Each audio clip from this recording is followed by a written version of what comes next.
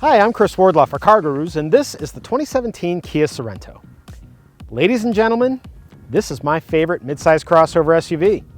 In terms of styling and design, comfort and controls, safety and technology, value and practicality, and driving dynamics, the Sorento is, in my humble opinion, the best vehicle in its segment.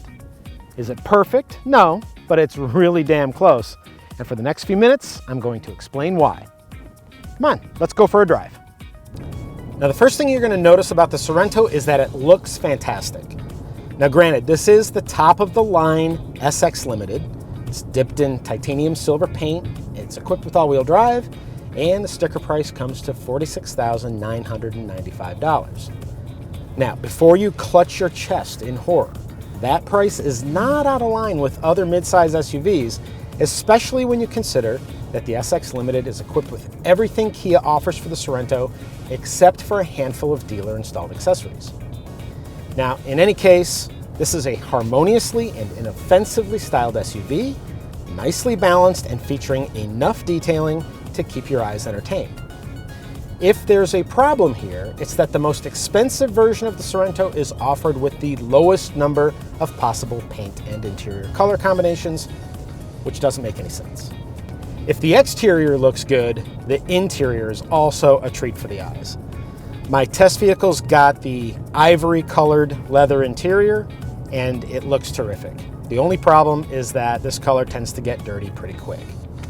But this is premium Napa leather, and it's got a quilted pattern, so it definitely looks upscale. I mean, the minute you look inside this SUV, it's obvious that it is entry luxury.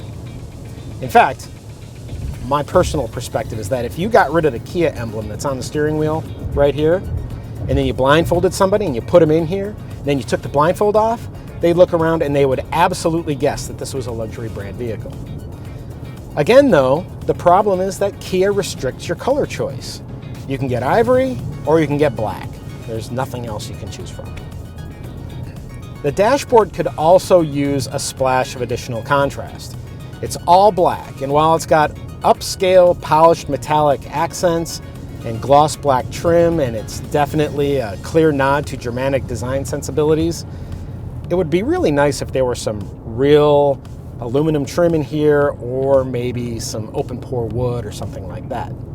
Now, decor recommendations aside, check out the control layout on this dashboard.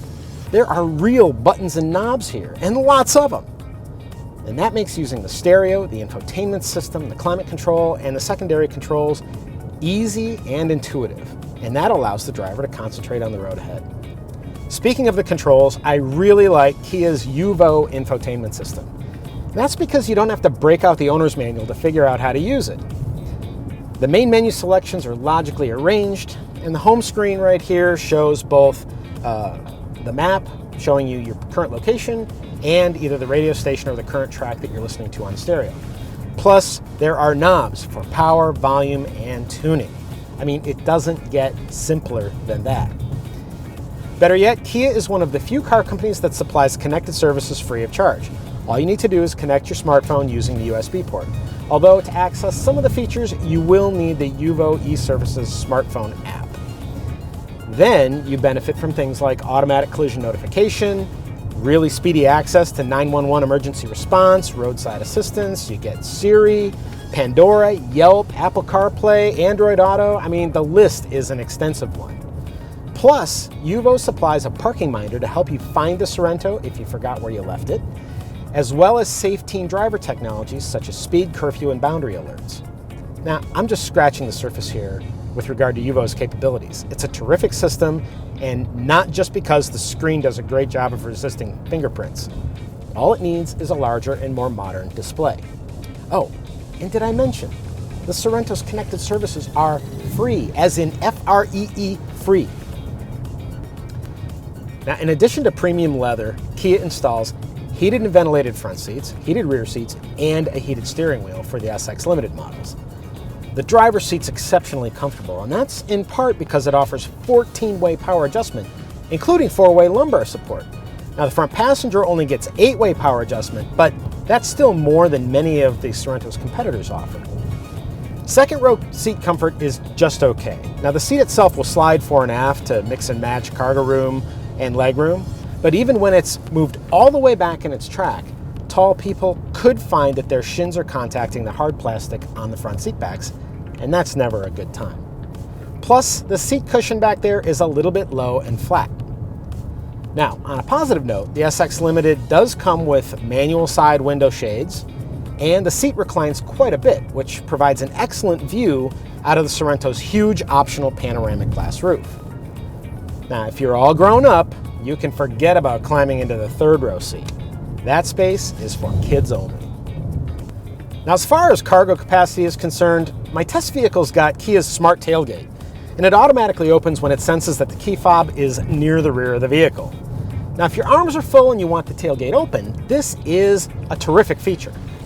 But if you're just hanging out and you're talking to a friend after your kid's soccer game and the tailgate opens, spilling soccer balls all over the parking lot, then yeah, not so much. Anyway, if the third row seat is raised, you've basically got no cargo space for your stuff. So keep it folded down since it's pretty much useless anyway, and you'll enjoy 38 cubic feet of cargo volume. Now, if you need maximum volume, you can fold the seat down to create 73 cubic feet of cargo space. By the way, if you're looking for a significant reason to skip the Sorento, aside from the small third row seat, the cargo space volumes are the reason. Those figures are not exactly generous. When you buy a Sorento, you've got a choice between three engines. You can get a 185 horsepower 2.4 liter four-cylinder, but you don't want that. It's only available in the Sorento L and LX anyway. At a minimum, you're going to want the turbocharged 2-liter four-cylinder, which makes 240 horsepower and 260 pound-feet of torque. That engine is standard only in the Sorento EX.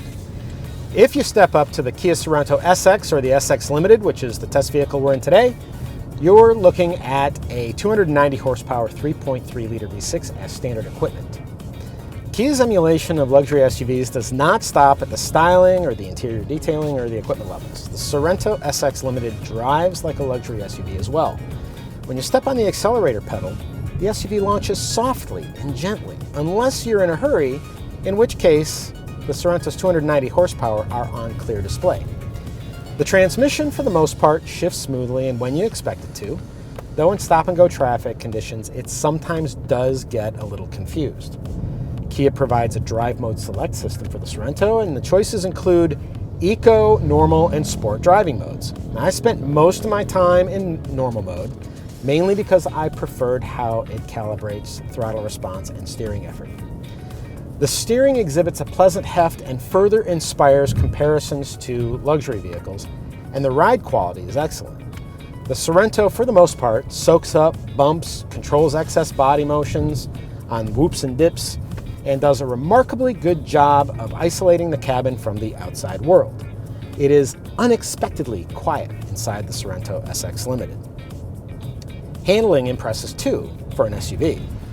Aside from displaying a little bit more body roll than might be preferable, the Sorento can confidently hustle down a country road at a pretty good clip. This Kia is not built for traveling very far off the pavement though. It provides just 7.3 inches of ground clearance combined with fairly shallow angles of approach, breakover, and departure. While we're talking about driving dynamics, we should review all of the driving assistance technologies that are available on the 2017 Sorento. Kia makes a really important change this year, and that's the addition of an available automatic emergency braking system. And by making that technology available, this SUV now qualifies as a top safety pick plus, according to the Insurance Institute for Highway Safety. The Sorento is also a 5-star rated SUV according to the federal government, which means if you're looking for a really safe family SUV, the Sorento belongs on your shopping list. Now, in addition to automatic emergency braking, you can get a forward collision warning system for this vehicle, adaptive cruise control, a lane departure warning system, a blind spot warning system with rear cross traffic alert, and these are available on most Sorento trim levels, but not all. What's reserved only for the SX Limited is a really cool 360-degree surround view camera system. Oh, and don't forget, if you've got brand new drivers in your household, Yuvo E-Services provides speed, curfew, and boundary alert functions for free. There are a few reasons to skip the Kia Sorento over other midsize crossover SUVs. Chief among them are a cramped third row seat and a stingy maximum cargo capacity figure. Still, if I were shopping in this segment, and right now I happen to be, this Kia is what I would buy, and for a very long list of very good reasons. However, my wife is also a part of my family's decision-making process, and she's not nearly as enamored of the Sorento as I am, in big part because that Kia badge kind of turns her off. Now, if that doesn't bother you, put the excellent Sorento on your test drive list. It deserves to be there. For more details about this SUV, be sure to read my full review of the Sorento on CarGurus.com, and if you found this review helpful, please share it and subscribe to our YouTube channel. For all of us at CarGurus, thank you for watching.